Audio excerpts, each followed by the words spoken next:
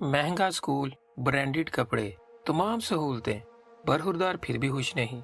बाप से उखड़ा उखड़ा सा। इनफैक्ट सबके साथ ठीक है, लेकिन बाप को इग्नोर करता है। लगता है कोई कमी रह गई। हारिस ग्रोसरी करने बाजार गया। फैसल से मुलाकात हो गई। अली उसके साथ था। हारिस ने मुस्कुरा कर हाथ मिलाया। लम्हों की तवज्जो, बच्चे की आंखों में चमक आ गई। कुछ दिन बाद हारिस फैसल के घर गया। उसे देखते ही अली फौरन चला आया।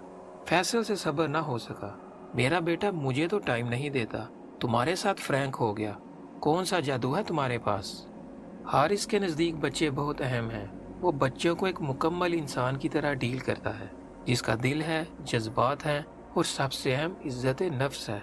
यही वो तरीका है जो हमें रसूल अल्लाह सल्लल्लाहु अलैहि वसल्लम ने सिखाया। आप बच्चों को देखते तो सलाम करते, उनके साथ मोहब्बत से पेश आते। ज़ैनब उम्मु सलमा रदी अल्लाह अन्हा की छोटी बेटी थी।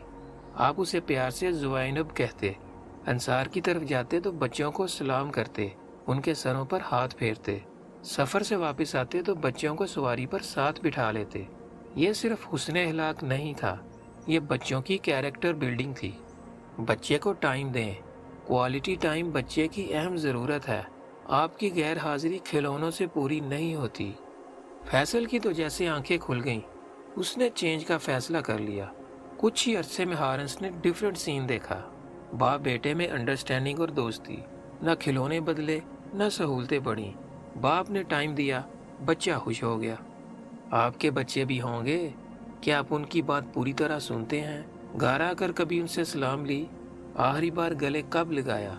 माना कि जनाब मसरूफ हैं, इसलिए ज्यादा नहीं, रोज के सिर्फ 5 मिनट, चंद मोहब्बत भरे जुमले, थोड़ी सी तवज्जो। भाईजान ट्राई तो करें, क्या पता जिंदगी आसान हो जाए।